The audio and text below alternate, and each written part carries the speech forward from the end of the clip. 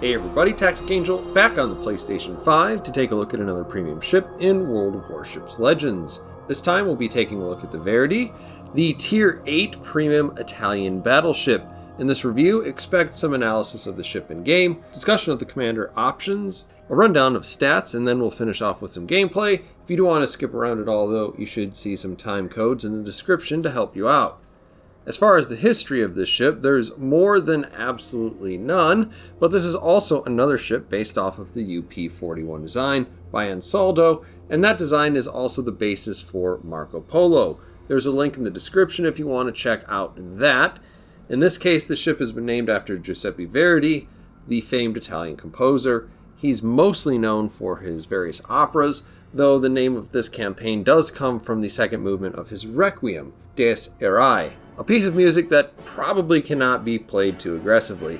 In any case, even if you don't like classical music, you've probably heard several of his pieces, and just like basically nobody says Wolfgang Amadeus Mozart routinely in conversation, you should count on me referring to this ship simply as Verdi, as he is known among classical enthusiasts. So Verdi in game enters improbably as the second Italian premium battleship in the first year of Tier 8, and the second ship based on the same paper design next to Marco Polo. In spite of that, Verdi has some substantial differences with her sister ship, which makes her kind of unique and probably more dominant in different ways than her sister ship. The reason why you'd ever want to have this ship in Legends is that it comes with radar or sonar. And that, in a very real sense, means you're going to be getting more out of this ship if you play in a division, and even more so in game modes like Brawl, Arena, or Ranked Battles, where this kind of advantage is even easier to exploit. Having big guns for overpen is nice, and the fast label here is probably accurate because you're a whopping 2 knots faster than your average Tier 8 battleship, but I'd say if she had any other advantage, it is her heal is stronger than average. It's actually a pretty good heal, and that's going to help protect you from some of the pitfalls that Marco Polo has, which is in a lot of ways the same ship, but in a lot of key other ways quite a different one. And that's because just like Marco Polo, you have low HP and a wonky defense scheme that incorporates an almost pointless turtleback armor scheme. Congratulations, if an Odin didn't shatter on your belt, you'll probably bounce her. But this simply doesn't work against any larger caliber battleships. You dodge the Marco Polo's problem with the pointless HE secondaries, which is nice, but 90mm Italian secondaries have something between 0 and no hit points, and, like Roma, this ship seems to suffer an awful lot from main battery incapacitations, like shockingly so. And in a game with tons of gimmicks where the Regia Marina, rightly or wrongly, tends to fill the role of comic book-like bank robbers, it just isn't as fun to play in standard battles because you can't do as much of the completely ridiculous nonsense you can in other Italian ships. If you look back at my Marco Polo review, I'm so hopped up on medicine that I'm taking utterly useless commander decisions, and I still have a good time. That's because Italian ships are hilarious in this game, and it's kind of dumb, but that's fun. And since this is a game, some people might say that fun matters. Other people may disagree. In any case, if you're looking for an effective ship, this may or may not be the one for you depending on what kind of modes you want to play. When we get to commanders, the Verdi is obviously a ship with some strengths and some weaknesses. One of those standard weaknesses is accuracy that is, well, not molto bene. Iachino can do a lot to fix this by virtue of his base trait. And if you want to throw everything else at it, you can actually make the Verdi reasonably accurate. If you can stay alive long enough, Testudo actually makes for a good replacement for Will to Rebuild. Even if its active ability is only occasionally useful, getting an extra charge out of your repair party is going to almost always benefit you. There's not much in the way of downside here other than that whatever range that you'd hope to gain from Iachino isn't going to go as far in Verdi, and every inch that you are further away from the enemy is another inch away from being able to use her good consumables. If you're interested in leading into the SAP secondaries, de Revel offers you at least 2 solid reasons to perhaps consider this. One is, of course, access to Porcupine.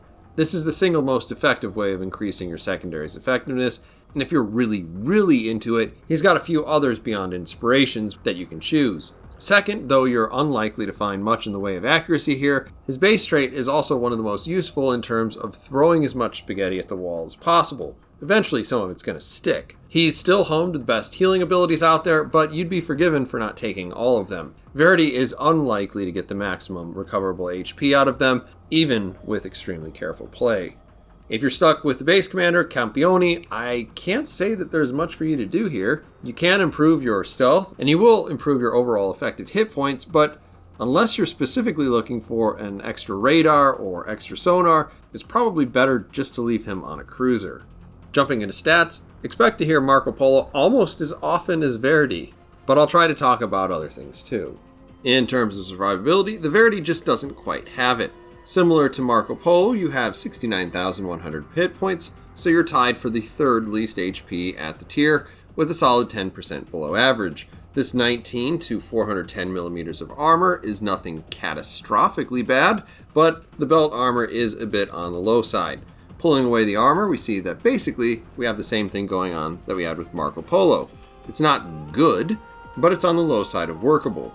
On the outside covers a turtleback that is totally useless against anything bigger than a cruiser, as it is neither particularly well armored or low in the water. Though this may sound like useless advice, that means the less you want to be shot by something broadside, the less you want to be hit. 18-inch guns eat this alive. But just like Marco Polo, you have low torpedo protection as well.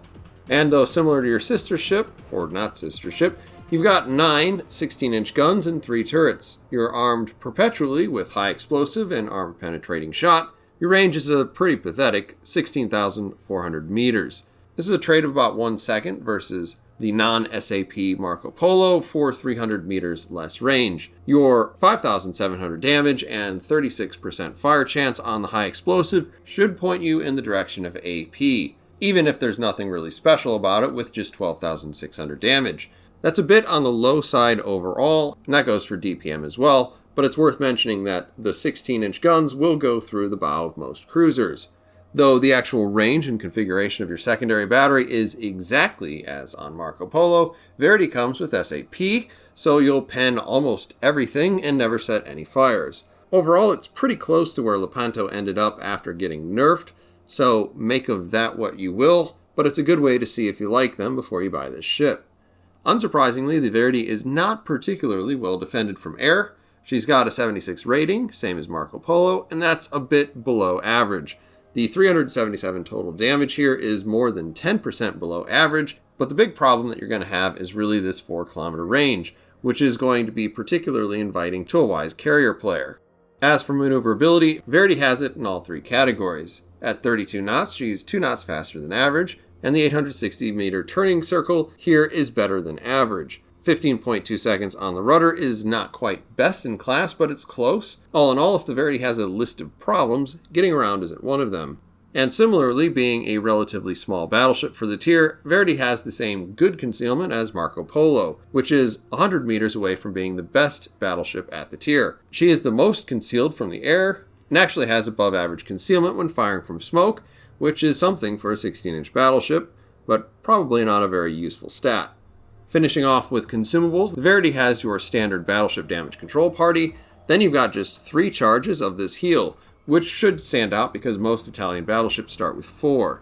In this case, though, this is kind of a deal, because this thing is going to restore 1.1% of your hit points per second for 20 seconds. That's not exactly Royal Navy super heal territory, but it's very noticeably better than your standard heal, while also keeping the same 80-second recharge time that you expect from most heals. In the next 2 slots, you have some choices. First is Team Sonar or Team Radar. The sonar detects destroyers at 4.7 kilometers and torpedoes at 3.3, so it's pretty much tier 8 cruiser sonar. Since the Verdi is maneuverable enough to make good use of this, it's not a bad choice, particularly when operating alone, and maybe for those of you who have some trust issues with the 8 strangers on your team, whose names may change, but still don't consistently show good judgment. Alternatively, you can have a very strong American-style radar with 9.5 kilometer range and an impressive 35-second duration. This is going to make Verdi most effective in divisions and some of the alternative game modes. After that comes the standard decision: fighter plane, spotter aircraft, or secondary targeting consumable. They're all completely normal in between Verdi's poor AA, wonky accuracy, and SAP secondaries. It's really going to be another one of those personal choices. Not that all of these aren't personal choices, but it's, whatever. Do whatever you want. So with all that out of the way, we're going to get into some gameplay. We're going to be on Tears of the Desert.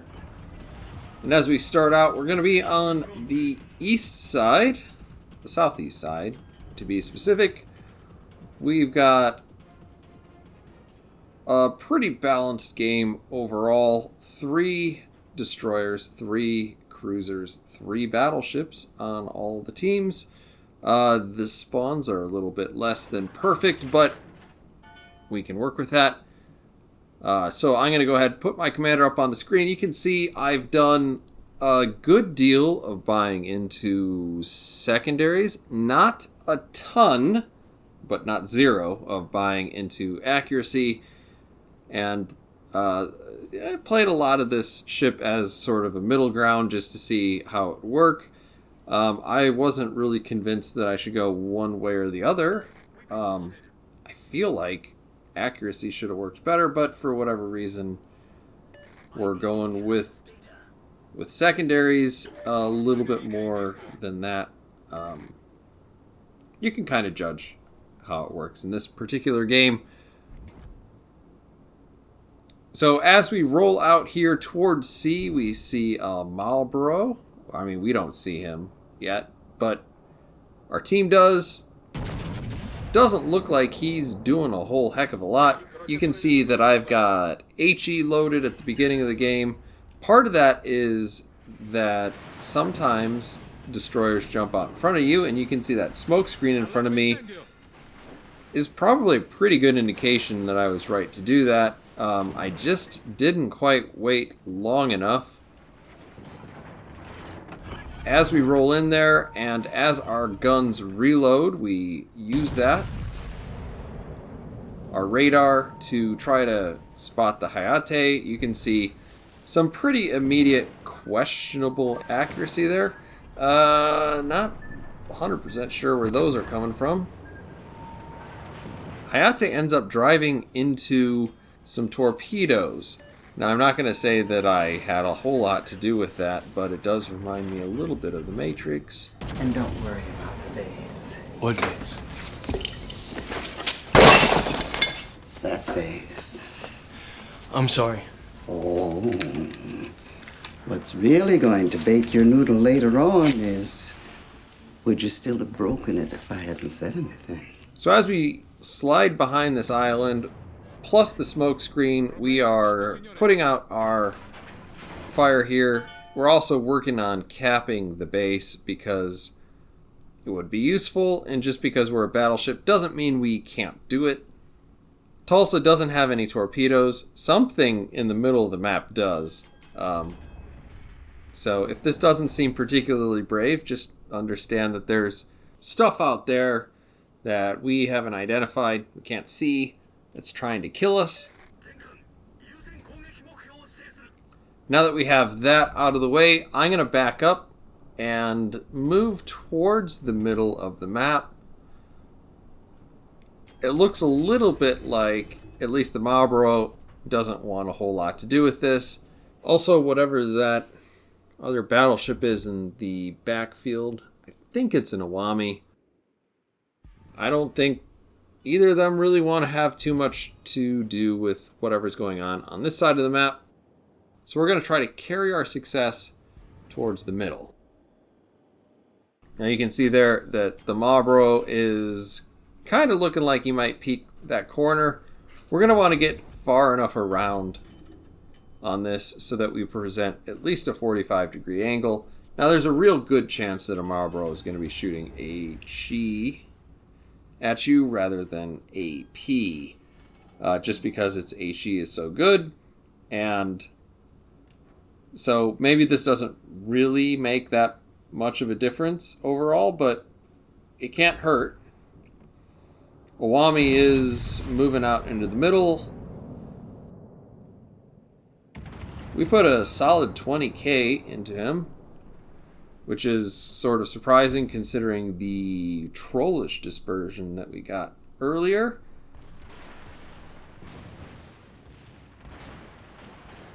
And now we're going to back in so that we can kind of keep our 45 degrees. Put some shells out there again at Awami. Only 6,000 damage. You can see we only hit with 3. 3 out of just 6 because our rear turret's out of action right now.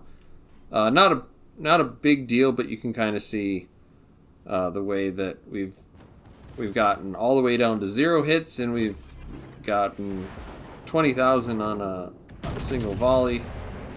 Pretty inconsistent. We managed to Citadel Awami, which until this point I thought was relatively impossible. We've got our guns shooting out at him. It wouldn't be too terrible if we managed to secure this kill, so I'm going to use my back turret to hopefully finish him off. No dice. But we got other guns, I guess. Tulsa's way out there in God's country, so we're going to ignore him for the moment. It does look like he's shooting at us. That's fine. That's fine. We're presenting a good angle. We see Marlboro. Marlboro has a huge citadel. And even I can hit it from this distance. Like, the one nice thing about this ship is the 16-inch guns do have a good deal of damage. If you can make them work. I find that the accuracy on this, we got 5 citadels just right there. That's a little bit outside of normal.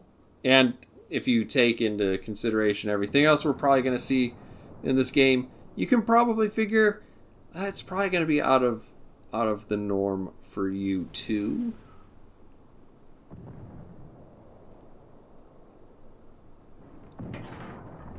In any case, rounding the corner here, it looks like Shimakaze is in a gunboat duel with our destroyer.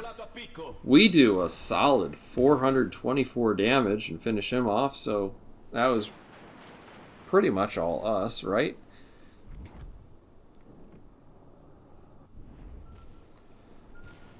Now, I think that Tulsa is going to get behind that particular island before I have another chance to shoot. And since there are already torpedoes coming over towards us, there's a pretty good chance I can at least get into B and try to start capping that.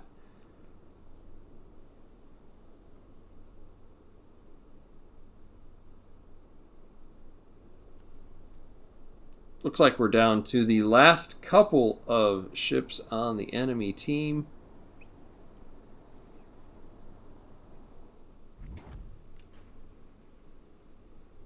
Tulsa has us radared. Now, I don't have particularly great protection. He can probably pen me pretty well, but he's not going to Citadel this ship. Not at 10 or even 8 kilometers. We fill him full of 4 shells there. And at this point, he's getting a little bit more, even to the point where he's going to be rolling some bounce chances here pretty soon. You can see we've activated our secondary consumable again. You could go further out with this. I think it's possibly a decent idea, but possibly not. I'm not really sure anymore. The 90mm cannons get taken out all the time, so that's kind of sad, but it's nice that they're SAP. And that was a quick little game just to get us to the closing thoughts on Marco Polo version 2, aka the Verdi.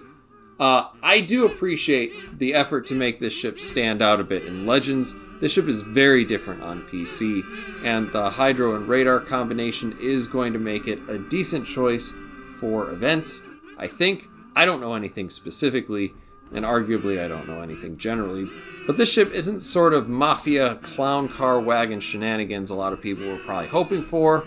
No hiding in smoke, charging down the enemy, and then thousands of secondaries pop out. It's just a regular old clown car. Not the worst ship at tier 8, but then again it's up against a lot of stiff competition there. Eventually, the consumables will probably be useful, but it's just not that fun of a ship to play in general unless you have a division. Overall, far from the Day of Wrath, at least in standard battles. Those are just my thoughts on the Verdi. Let me know what you guys think down in the comments, and I'll see you on the next one.